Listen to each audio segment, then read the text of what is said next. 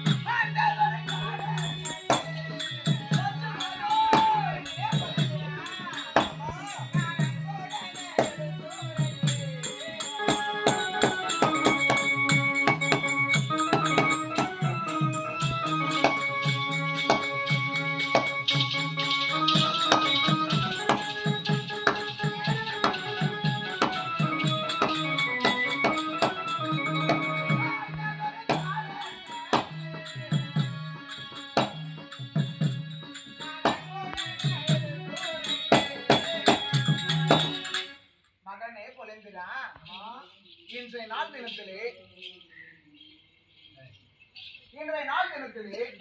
அரண்மனையில் இருக்கக்கூடிய என்னை இந்த தெய்வீக சபையை எதற்காக அழைத்த என்ன காரணம் ஏது காரணம்னு கேட்கிறேன்.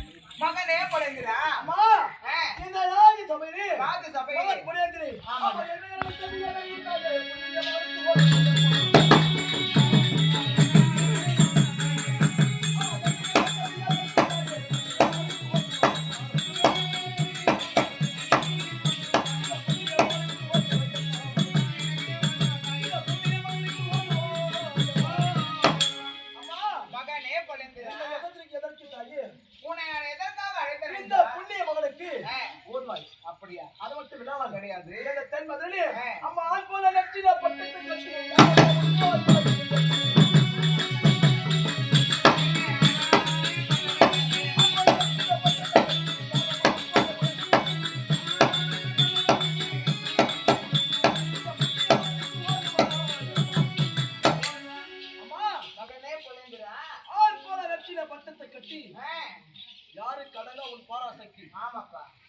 அப்படி இந்த புண்ணிய மகளை எதற்கு வைக்க சொல்றாங்க. மகனே புலேந்திரா இந்த தெய்வீக சபை உன்னை அழைத்தேன் எதற்காக அழைத்தேன் என்றா உனக்கோ இன்றைய நாள் வரைக்கும் தெரியாத ஒரு உண்மையாகப்பட்டது இருக்கிறது.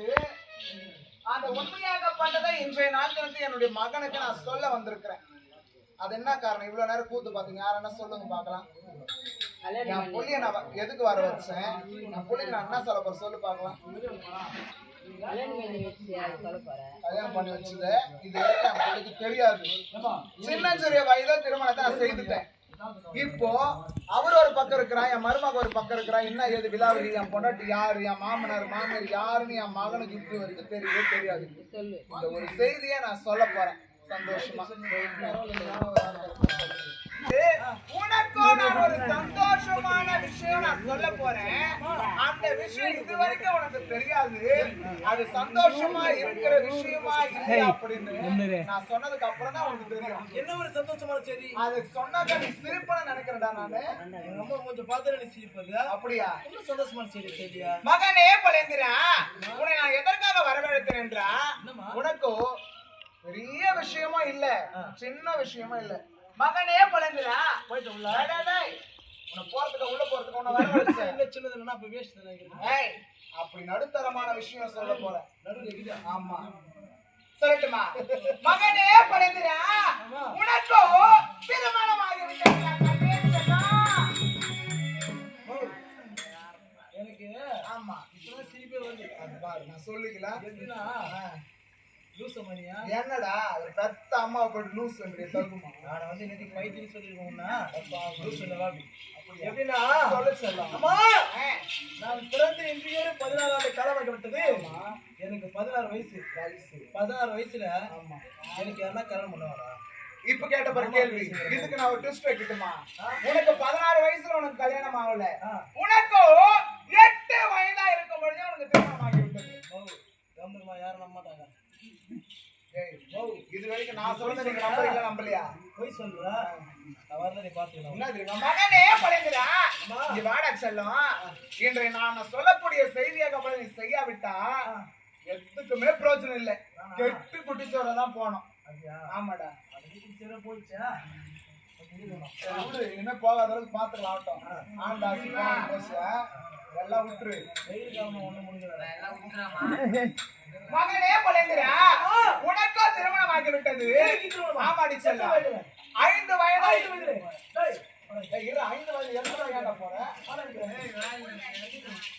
இல்ல மாமா நீ கூட்டாத கஷ்டம் இல்லை சபைக்கு 5 வயசுல எனக்கு கல்யாணம்.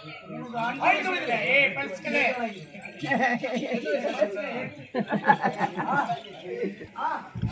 8 வயசுல எனக்கு மகனே பொழந்திரா, உனக்கோ 8 வயதுல திருமணம் ஆகி விட்டது. 8 வயதுல பெரியம்மாவுக்கு பேரி போயிடுவா. 8 வயதுல எனக்கு திருமணம். டேய் 8 வயசுல திருமணம். ஆமாடி சொல்றா. மகனே பொழந்திரா, ஓ சாமணி உன்னை வளர்க்கின்றனா. அன்றொரு நாள் தினத்திலே பஞ்ச பாண்டவர்களும் கௌரவ கூட்டமும், எப்படி கௌரவ கூட்டம்னா யாரு? யார் அவங்க? உனக்கு பெரியப்பா. ஓ அதாவது தாயாதிக ஐவனை 86 தேசத்தை ஆண்டு வரக்கூடிய துரோதுரியோதன சக்கரவர்த்தி. எப்படிப்பா? அதாவது 100 பேரு பெரியப்பாங்க. ஆமா. சரி. உனக்கு பெரியப்பாங்க 100 பேர் இருக்கிறாங்க. அப்படி உன்னுடைய பெரியப்பாக விளங்கக்கூடிய துரோதுரியோதன சக்கரவர்த்தியின் மகளா, தங்கை மகளாக விளங்கக்கூடிய இப்படியே காலாந்தாரியை உனக்கு திருமணம்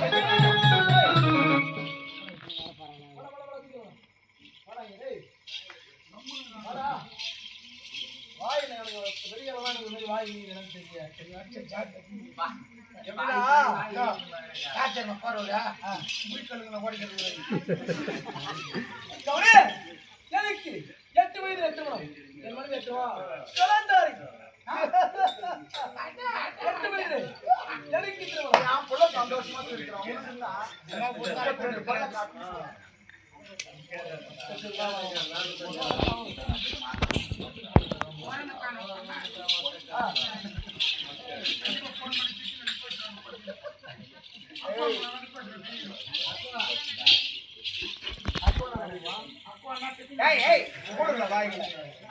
மகனே பொழந்திரா, உனக்கோ 8 வயதாக இருக்கும் பொழுது துரோதுரியோதன சக்கரவர்த்தியின் தங்கச்சி மகளாக விளங்கக்கூடிய, திருச்சபையின் மகளாக விளங்கக்கூடிய கலந்தாரியை உனக்கு கொடுத்து நாங்கள் திருமணம் அன்றொரு நாள் தினத்திலே பஞ்ச பாண்டவர்களும் கௌரவ கூட்டமும் ஒன்றாக இருக்கும் பொழுது நாங்கள் பேசி இருவர் சம்மதத்துடன் உங்களுக்கு கந்தர்வ திருமணம், அதாவது குழந்தையிலே திருமணம் செய்து விட்டோம். ஆமாப்பா. அன்றைய நாள் முதலாக இன்றைய நாள் வரைக்கும் நமக்கும் அவர்களுக்கும் பேச்சுவார்த்தை கிடையாதுப்பா. அப்படி ஏனென்றா அவர்களுக்கும் நமக்கு பாக பிரிவினாகப்பட்டது ஏற்பட்டது. எப்படின்னா எனக்கு 8 வயது. ஆமா. என் மனைவி கலந்தாரிக்கு 5 வயது. இதுவரைக்கும் திருமணம் செய்து வைக்க. திருமணம் என்பது உண்மையாக இருந்தால், ஆமா, ஒரு கல்யாணம் ஒரு பொண்டாட்டி எங்க இருக்கணும்? பொண்டாட்டி கூட தான், வீட்டுக்காரர் கூட தான் இருக்கணும். ஒரு பொண்டாட்டிய கணவன் கூட இருக்கணும். திருமணம் ஆகியும் என் மனைவி கலந்தாரி இந்த வயசு வரைக்கும் நம்ம வீட்டிலே கிடையாது. அதாவது என் பெரிய தந்தை துரியோதன சக்கரவர்த்தி அரண்மனை இருக்கிறார். ஆமா. எதற்காக என் மனைவி அங்கு இருக்கின்றார்? மகனே பொழந்திரா, ஆமா, அந்த ஒரு நாள் தினத்திலே நமக்கும் நம்முடைய பங்காளியாக விளங்கக்கூடிய ஐவனை 56 தேசத்தை ஆண்டவர்கள் துரோதுரியோதன சக்கரவர்த்தி 100 பங்காளிகள். அப்படி அவர்களுக்கு நமக்கு பாக பிரிவினையாகப்பட்டது ஏற்பட்டது. சரி. அப்படி பாக பிரிவினை ஏற்பட்டதால் இந்த 5 பேருக்கு நாங்கள் பாகத்தை நாங்கள் தரமாட்டோம் என்று சொல்லி அந்த ஐவனை 56 தேசத்தை ஆண்டு வரக்கூடிய அனைத்து எப்படி நாடுகளையும் அவர்களே அரசாட்சி செய்து கொண்டு வருகிறார்கள். சரி. நமக்கும் உங்களுக்கும் காடுதான் செய்தி அப்படின்னு நம்மளை காட்டோடு அனுப்பிச்சிட்டாங்கப்பா. அதனால் என் தந்தை மகளை காணக ஓட்டி வைத்தார். என்னை நீங்கள் தென்மதுராபுரி நாட்டுக்கு நான் அழைத்து கொண்டு வந்து அன்றைய நாள் முதல்ல இன்றைய நாள் வரைக்கும் நீ என்னோட தான் இருக்கிற, தென்மதுரையில இருக்கிற. அப்படி உன்னுடைய தந்தையாக விளங்கக்கூடியவர்கள் கானகத்தில் இருக்கிறார்கள். சரி. உன்னுடைய மனைவியாக விளங்கக்கூடியவர் அவனுடைய யார் அது துரியோதனன், அவனுடைய பாதுகாப்புல இருக்கிறாப்பா.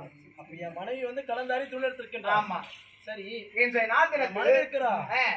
எதற்கு நீ எதற்காக அழைத்தேன் என்றால், நான் அனுதினமும் வேட்டையாடி விட்டு அரண்மனைக்கு திரும்புகிற வழியிலே எப்படிப்பா வேட்டை ஆடியதனால் எனக்கும் ஆகாசமாக இருக்கிறது என்று சொல்லி நான் சிறிது நேரம் அரண்மனைக்கு போக கால தாமதமானதால் அதோ இருக்கக்கூடிய அரசன் மரத்து அடியிலே நானும் படுத்து நித்திரையாக இருந்தேன்.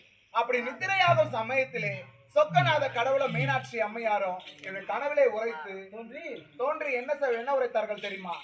அன்று ஒரு நாள் தினத்திலே உன்னுடைய மகனுக்கும் 8 வயது 5 வயதாக இருக்கும் பொழுது திருமணமாகப்பட்டது ஏற்பட்டது.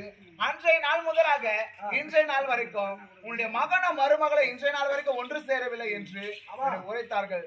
அப்படி இன்றைய நாளாகப்பட்டது சுபலக்னமாகப்பட்டது நாள். அதாவது 2 வெள்ளி நட்சத்திரங்கள் எப்படி ஒன்றாக சேருகிறது அந்த நேரத்தில் கணவன் மனைவி குழந்தை பாக்கியம் இல்லாதவர்கள் புத்திர சந்தானம் இல்லாதவர்கள் இன்றைய நாள் தினத்தில் ஒன்று சேர்ந்தால் புத்திர சந்தானம் கிடைக்கும் என்று கனவுல சொப்பநாத கடவுளும் மீனாட்சி அம்மையாரும்